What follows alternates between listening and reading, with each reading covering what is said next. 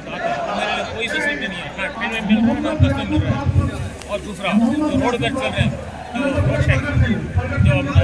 Toll गाड़ी, उनको toll गाड़ी पैसे लेते हैं, तब भी स्टेट गवर्नमेंट और लोकल गवर्नमेंट फ्री देते हैं। हम पूरा देश सेवा करके चलाते हैं, उनके लिए टोल गाड़ी देते हैं, उसका भी पैसा मांगते हैं।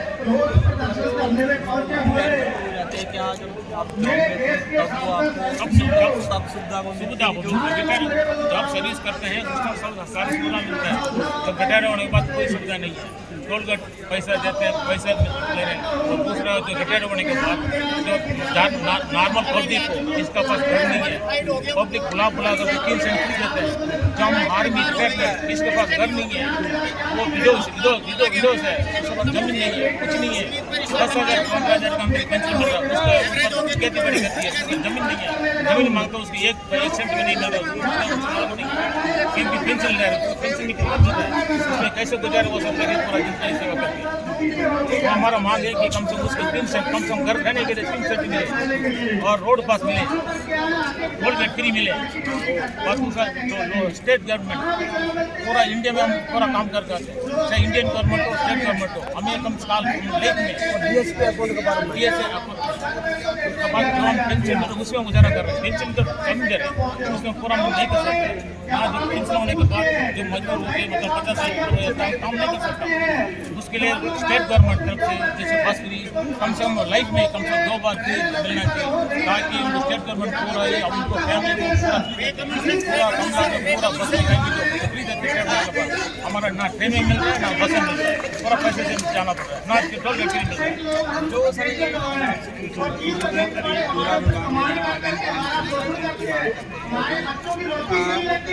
जो आए हैं ये कौन सी ग्रेड के हैं, फौजदार है, सिपाही है, और तो ऐसा दुनिया व्यवहार क्यों हो रहा है? सर जहाँ पर ये कटा हुआ है ये सब मतलब junior commission officer and other ranks JCOs OR कहते हैं, ये सब यहाँ पर इकट्ठा हुआ है। तो हमारा मांग जैसे भाई साहब ने बताया, उसके अलावा मतलब बाकी सारे मतलब हमारा जो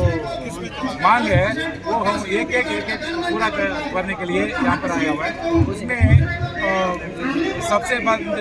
DSP अकाउंट बोलता है, डिफेंस सैलरी पैकेज, ये डिफेंस सैलरी पैकेज सिर्फ एक ही बैंक दे रहे,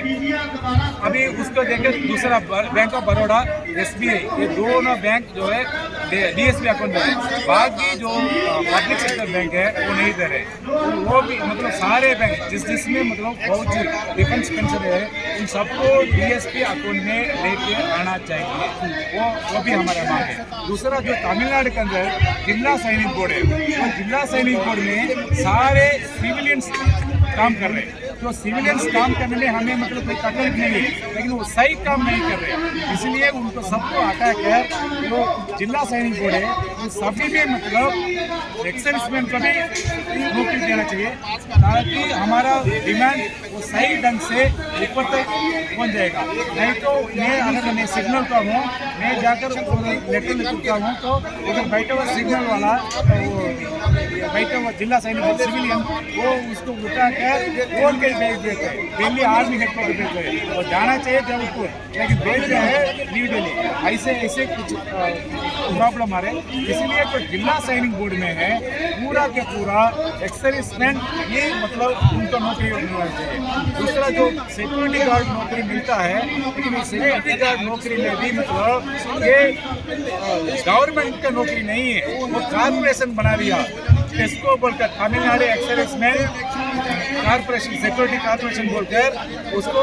कॉर्पोरेशन बना दिया। कॉर्पोरेशन के अंदर वो जो गवर्नमेंट के पे वो नहीं मिलता है, उन लोग कंसोलिडेट करके देते हैं। तो कानून कहता है जिस काम का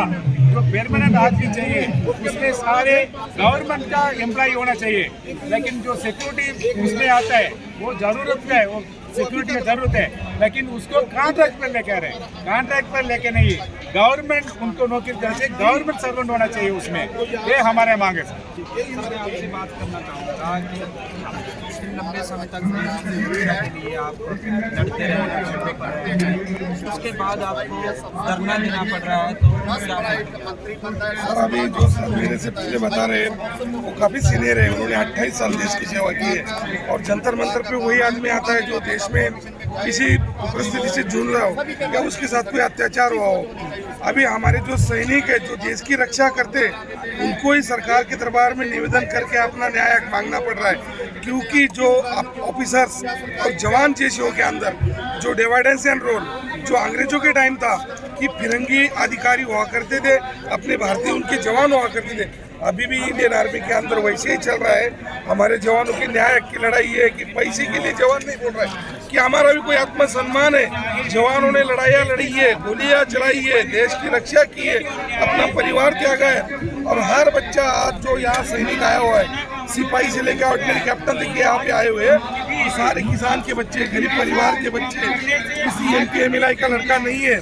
ये सब गरीब के लड़के अपने न्याय के गुजार कर रहे हैं शासन प्रशासन के दरबार में। आज अगर हमारी पुकार सुनी जाती है तो ठीक है। मैं महाराष्ट्र की तरफ से त्रिदल सेना के पदाधिकारी हमारे संदीप दादा लगड़ इस पावन संकल्पना को सदैव सपोर्ट करेंगे और हो ना सके तो हम पूरे रास्ते पे उतरेंगे, चाहे फिर वो महाराष्ट्र हो चाहे दिल्ली हो। अगर देश का जवान एक कागज के टुकड़े पे कन्याकुमारी से कश्मीर पहुंच जाता है तो हमारे लिए दिल्ली दूर नहीं है। हमें जब भी हमारे सीनियर बोलेंगे हमने आंदोलन करना है, रास्ते पे उतरना है तो हम उतरेंगे, लेकिन हम डिसिप्लिन बद्ध है क्योंकि हमने सेना में डिसिप्लिन सीखा है, सीनियर की रिस्पेक्ट सीखी है। हम डिसिप्लिन नहीं तोड़ेंगे, जल्दी से जल्दी हमारा हमें न्याय मिले। सर ने जो सारी चीजें बताई, सिर्फ हमारी रिक्वेस्ट है ये अफसर और जेसी और ओवर्स के बीच जो मतलब बिल्कुल अप डाउन है, ऊंच नीचे, ये रिटायरमेंट के बाद खत्म कर देना चाहिए, क्योंकि हमें पता है हमने 60 साल जीना है, उन्होंने भी 60 साल जीना है, तो हमारी जो बची कुछ लाइफ है वो इंसान के साथ स्वाभिमान के साथ एक सोल्जर के नाते अच्छी गुजरे, यही हम मीडिया के सामने हाथ जोड़ के मिलेंगे। एक जो कि कितने समय से आप डिमांड कर रहे हैं और आपको कितना समय हो गया रिटायर हुए, और कभी केंद्र सरकार से मामले में बात हुई है? नहीं, अभी ये जंतर मंतर पे तीसरा आंदोलन है 2014 के बाद, लेकिन अभी तक कोई सुनवाई नहीं हो रही है। सिर्फ लोकसभा राज्यसभा आने के बाद झांसा दिया जाता है कि हम आपका सारा कुछ वन रैंक वन पेंशन का, डिसेबिलिटी का, जवानों की न्याय की बातें पूरी करेंगे, लेकिन नहीं कर रहे। और मैं बोलता हूँ कि माननीय सम्माननीय भारत के सबके लाडले अच्छे प्रधानमंत्री मोदी जी है, लेकिन मोदी जी बोलते कि सैनिक मेरा परिवार है। सैनिकों की जिंदगी साधु संतों से कम नहीं है, तो साधु संतों को रास्ते पे उतरना पड़ रहा है, आपके परिवार को रास्ते पे उतरना पड़ रहा है मोदी जी। तो देखिए, जो सैनिक देश की रक्षा करता है उनको न्याय के लिए हाथ जोड़ना पड़ रही है, गुहार लगाना पड़ रही है। तो बाकी देश के लिए ये मैसेज अच्छा है, भला है, बुरा है, ये सरकार जाने। फिर अभी हम आगे किस तरह की, अगर आज जंतर मंतर आए हैं तो आगे किस तरह की लड़ाई रहेगी? भारत के अंदर 29 राज्य हैं, 29 राज्य में तकरीबन 2 लाख से अभाव रिटायर्ड सैनिक है। ये सारे रास्ते पे उतरेंगे और रास्ते पे उतरने के बाद ये सोचेंगे फिर अगर हमारी हक की बात नहीं सुनी जाती तो हमें सरकार किसकी चाहिए, हमने वोट किसको देना है, और हमारा जो बेनिफिट लिया जाता है हम देंगे नहीं, और हम सब सैनिक समाज इकट्ठा होगा और हम अपना परिवर्तन कराएंगे। एक मेरा लास्ट सवाल है कि जो अभी सरकार अग्निपथ योजना लेकर आई है 4 साल के लिए, और जो एक न्यू पेंशन स्कीम उन्होंने शुरू की है, इसके बारे में आप क्या कहना चाहेंगे? अग्निवीर के बारे में तो मैं यही बताना चाहूँगा कि ये काफ़ी दिन से, लंबे समय से चल रहा था कि ये उनकी अभी राजनीति है या फिर इसमें इम्प्रूवमेंट करना है आर्मी के लिए।